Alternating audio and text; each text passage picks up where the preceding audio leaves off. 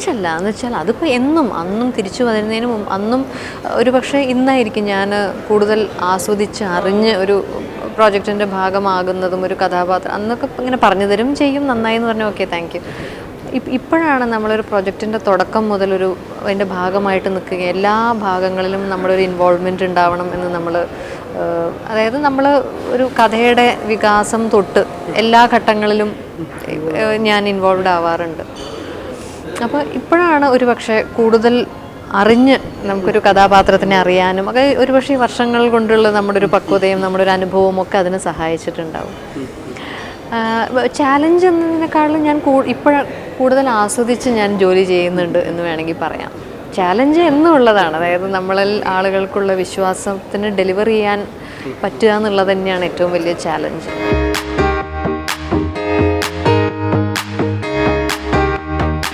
അതിന് care of എന്ന് പറയുന്ന ഒരു പോസ്റ്റൽ അഡ്രസ്സ് എഴുതുന്നത് പോലെയാണ് സൈറാബാൻ. അപ്പം ഇത് തുടങ്ങുന്ന സമയത്ത് പലരും എൻ്റെ അടുത്ത് ചോദിച്ചിരുന്നു സൈറാബാനുവിൻ്റെ ജീവിതകഥയാണ്.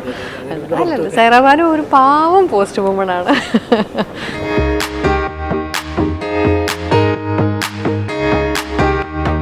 അങ്ങനെയുള്ള വിളികളെക്കുറിച്ചും അത് എന്നോടുള്ള സ്നേഹം കൊണ്ട് ഉള്ളതാണ് എന്നാണ് ഞാൻ വിശ്വസിക്കുന്നത്. അപ്പം അത് ആസ്വദിക്കുമ്പോൾ തന്നെ അതിനോട് ടാഗ് ചെയ്ത് വരുന്ന വലിയ ഉത്തരവാദിത്വം കൂടി ഞാൻ തിരിച്ചറിയുന്നുണ്ട്. അപ്പോൾ അത് തന്നെയാണ് ഇപ്പോൾ നേരത്തെ നമ്മൾ സിനിമകൾ തിരഞ്ഞെടുക്കുമ്പോഴും ഇപ്പോൾ ഒരു ചാലഞ്ച് അത് തന്നെയാണ് ഏറ്റവും വലിയൊരു ചാലഞ്ചും. അതായത് അങ്ങനെ പറയുമ്പോൾ നമ്മൾ മോശം പറയിക്കാതെ അവരുടെ പ്രതീക്ഷയ്ക്ക് നീതി പുലർത്തുന്ന പോലെ നമ്മൾ തിരിച്ച് ഡെലിവറി ചെയ്യുക എന്നുള്ളത് വളരെ വലിയൊരു ഉത്തരവാദിത്വം, വളരെ ഭാരിച്ചൊരു ഉത്തരവാദിത്വമാണ്. പക്ഷെ അത് സന്തോഷത്തോടെയാണ് ഞാൻ ഏറ്റെടുക്കുന്നതും കാണുന്നതും.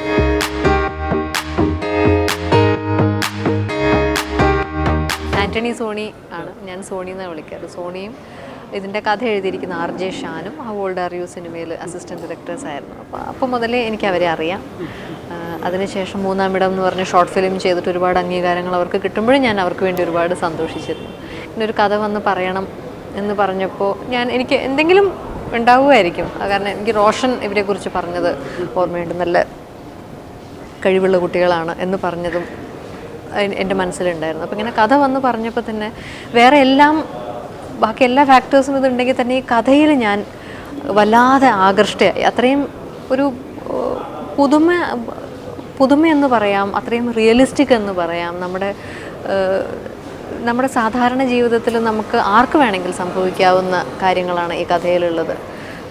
നമ്മൾ ഒട്ടും പ്രതീക്ഷിക്കാത്ത ട്വിസ്റ്റുകളും ടേണുകളും, പക്ഷെ എല്ലാം ഉണ്ട്. നർമ്മം നിറഞ്ഞ മുഹൂർത്തങ്ങളുണ്ട്, ഫാമിലി ഡ്രാമയുണ്ട്, ഇതിൽ ചെന്ന് പെട്ടുപോകുന്ന ചില സിറ്റുവേഷൻസ് ഉണ്ട്, അതിൽ ഒരു ഫൈറ്റോ അങ്ങനെ ഒരു സ്ട്രഗിളോ എല്ലാം കവർ ചെയ്യുന്നൊരു കഥയാണ് ഇത്. അപ്പോൾ ഇത് ഈ ഒരു 1.5 വർഷത്തിലധികമായി ഈ പ്രോജക്റ്റ് ഡിസ്കസ് ചെയ്യാൻ തുടങ്ങിയിട്ട്. അപ്പോൾ ഒരുപാട് താമസം വരുമ്പോഴും മുടക്കം വരുമ്പോഴും ഒക്കെ ഞാൻ സോണിയോട് പറയുമായിരുന്നു, അതായത് സോണി വേറെ ഏതെങ്കിലും പ്രോജക്റ്റ് വേണമെങ്കിൽ ചെയ്തോളൂ, എന്നിട്ട് നമുക്കത് അടുത്ത പ്രോജക്റ്റായിട്ട് സൈറാബാനു എന്തായാലും ചെയ്യാം. പക്ഷെ അപ്പോഴൊക്കെ സോണി വളരെ കോൺസ്റ്റൻ്റായിട്ട് സോണിയുടെ ഒരു വാശിയായിരുന്നു. അതായത് എൻ്റെ ആദ്യത്തെ പ്രോജക്റ്റ് സൈറാബാനു തന്നെയായിരിക്കും. അപ്പോൾ സൈറാബാനുമായിട്ട് ഞങ്ങൾക്ക് ചേച്ചിയല്ലാതെ വേറെ ആരും വേണ്ട, വേറൊന്നും ചിന്തിക്കുക തന്നെ വേണ്ട എന്ന് പറഞ്ഞ് ഒരു ഏകദേശം 1.5 വർഷത്തിലധികമായി. അപ്പോൾ ആ ഒരു ഇതുണ്ടല്ലോ, വളരെ നിശ്ചയദാർഢ്യത്തോടെ ഇതിനു വേണ്ടി പ്രവർത്തിക്കുകയും കാത്തിരിക്കുകയും ചെയ്ത ആ സോണിയുടെ പാഷനും കോൺഫിഡൻസും ആ ഒരു മൊത്തം ടീമിൻ്റെ സോണിയുടെ കൂടെ. ഇപ്പോൾ ഇതിൻ്റെ ക്യാമറ കൈകാര്യം ചെയ്തിരിക്കുന്നത് റഹീമാണ്, എഡിറ്റിംഗ് സാഗർ, മ്യൂസിക് മേജു ആണ് ചെയ്തിരിക്കുന്നത്. അങ്ങനെ ഒരുപാട് നല്ല നല്ല ഘടകങ്ങൾ ഇതിൽ എല്ലാം ഈ ഒരു ഇപ്പോഴത്തെ തലമുറയിലെ വളരെ എനർജറ്റിക് ആയിട്ടുള്ള ഒരുപാട് എനർജറ്റിക് ആയിട്ടുള്ള ഒരുപാട് പ്രോമിസിങ് ആയിട്ടുള്ള ഒരുപാട് പേര് ഇതിൽ അതെ. അപ്പോൾ നമുക്കും ആ ഒരു എനർജി നമ്മളിലേക്കും ട്രാൻസ്ലേറ്റ് ചെയ്തിട്ടുണ്ടെന്നാണ് ഞാൻ വിശ്വസിക്കുന്നത്.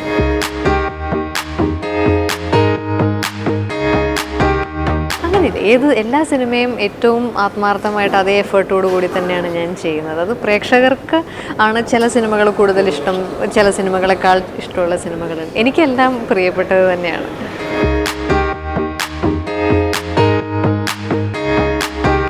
കമല മാഡം നമ്മൾ ലക്ഷക്കണക്കിന് പെൺകുട്ടികളുടെ പോലെ ഞാനും സൂര്യപുത്രി എന്ന് പറഞ്ഞ സിനിമ ഉള്ളടക്കം ഇതൊക്കെ കണ്ടിട്ട് സ്കൂളിൽ പഠിച്ചുകൊണ്ടിരിക്കുന്ന കാലത്തായിരുന്നു. അപ്പോൾ ഇങ്ങനെ ആ ഒരു മാസ്മരികതയിൽ ഇങ്ങനെ സ്വയം മറന്ന് എത്രയോ പ്രാവശ്യം തന്നെ ആ സിനിമ ആവർത്തിച്ച് തിയേറ്ററിൽ കണ്ടിട്ടുണ്ട്. എത്രയോ കാലം അതിൻ്റെ ഒരു ഇൻഫ്ലുവൻസ് നമുക്ക് എല്ലാവർക്കും അറിയാം. അപ്പോൾ അതിനുശേഷം എന്നും അന്ന് ഈ സിനിമകൾ കണ്ടത് മുതൽ ഞാൻ ആരാധിച്ചിരുന്ന ഒരു 3-4 നടിമാരുടെ ഇടയിൽ വളരെ പ്രധാനമായിരുന്നു അമല മാമിൻ്റെ സ്ഥാനം. ശേഷം ഈ ഒരു കഥയുടെ കഥ പറയാനായിട്ട് അമല മാമിൻ്റെ അടുത്ത് പോകുന്നു, ഇങ്ങനെ ഒരു ഓപ്ഷൻ നമുക്ക് ആലോചിച്ചാലോ എന്ന്. കാരണം അത്രയും ശക്തമായിട്ടുള്ളൊരു കഥാപാത്രമാണ് മാം ചെയ്തിരിക്കുന്നത് ഇതിൽ. അപ്പോൾ ഇതിൻ്റെ ഏറ്റവും വലിയ ഹീറോ കഥയാണ് ശരിക്കും. അതിലത്തെ ഏറ്റവും 3 തൂണുകളാണ്. ഇപ്പോൾ ഞാനും 3 കഥാപാത്രം, അതിലൊന്ന് ഞാനും, ഒന്ന് ഷെയ്നും, 3ാമത്തെ കഥാപാത്രം ആര് ചെയ്യും എന്നുള്ളൊരു ആലോചന അമല മാമിൻ്റെ അടുത്ത് ചോദിച്ചു നോക്കാം. എന്ന് ആലോചിക്കുമ്പോൾ തന്നെ നമുക്കറിയാം ഇതിലും നല്ലൊരു ഓപ്ഷൻ വേറെ ഇല്ല. അപ്പോൾ എന്തായാലും കഥ പറഞ്ഞ് നോക്കാം. അപ്പോൾ ഞാനൊക്കെ വിചാരിച്ചു മാമിനൊന്നും എന്നെയൊന്നും അറിയുന്ന തന്നെ ഉണ്ടാവില്ല, അപ്പോൾ അത് പോട്ടെ, കഥ കേട്ടിട്ട് ഇഷ്ടമായിട്ടെങ്കിലും അഭിനയിക്കണേ എന്ന് ഞാൻ പ്രാർത്ഥിച്ചിരുന്നു.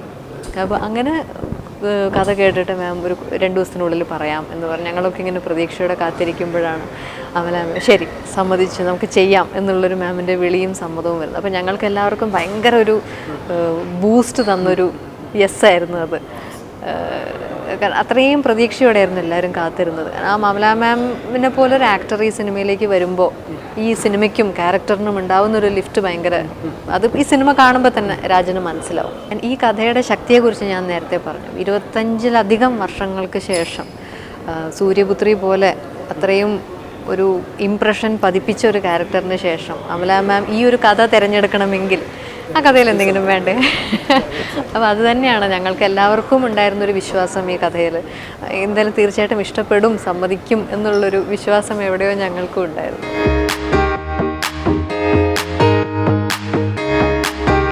സമയം കുഴപ്പമൊന്നുമില്ല. നമ്മളിപ്പോൾ ഒരു പരിശീലനവും അതുപോലെ തന്നെ പെർഫോമൻസും എല്ലാം നടക്കുന്നുണ്ട്. അതിൻ്റെ ഇപ്പോൾ ദൈവം സഹായിച്ച് ഭംഗിയായിട്ട് പോകുന്നുണ്ട് എല്ലാം.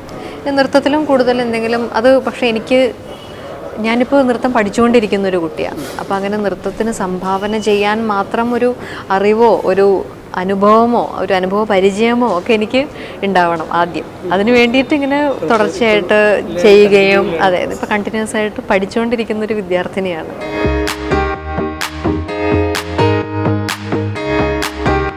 ഷെയ്ൻ ഇപ്പോൾ നമുക്ക് എല്ലാവർക്കും അറിയാം, കിസ്മത്ത് എന്ന് പറഞ്ഞ സിനിമയിൽ ഉള്ള ഒരു നാച്ചുറൽ ആക്ടിങ്ങും സട്ടിൽ ആക്ടിങ്ങിനെ കുറിച്ചൊക്കെ ഒരുപാട് അംഗീകരിക്കപ്പെട്ടതാണ്. അപ്പോൾ എന്നെ സംബന്ധിച്ച് ഇപ്പോൾ ന്യൂ ജനറേഷനിൽ എല്ലാവരും കഴിവുള്ളവർ തന്നെയാണ്. അതിൽ ഏറ്റവും നോട്ട് ചെയ്യപ്പെട്ട പലരിൽ ഒരാളാണ് ഷെയ്ൻ.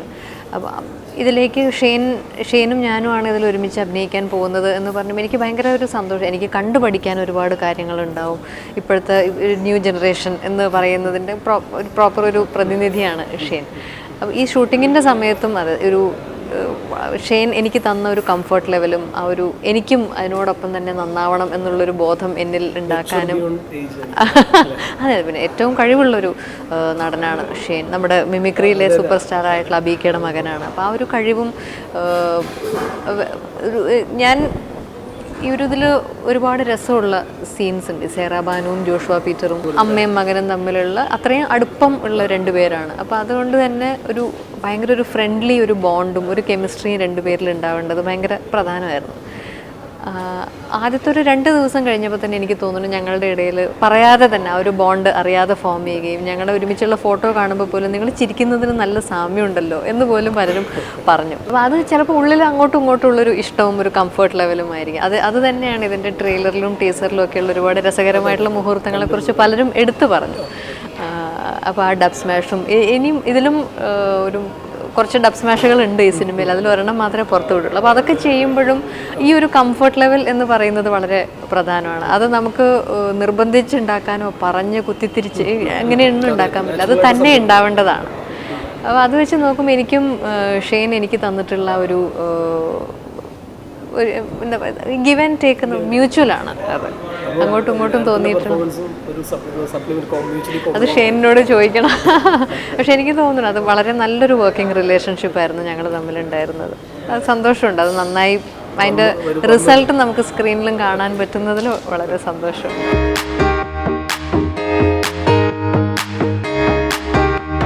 ഞാനിപ്പോൾ അതിനുള്ള തയ്യാറെടുപ്പുകളൊക്കെ തുടങ്ങിയിരിക്കുന്നൊരു ഘട്ടത്തിലാണ്.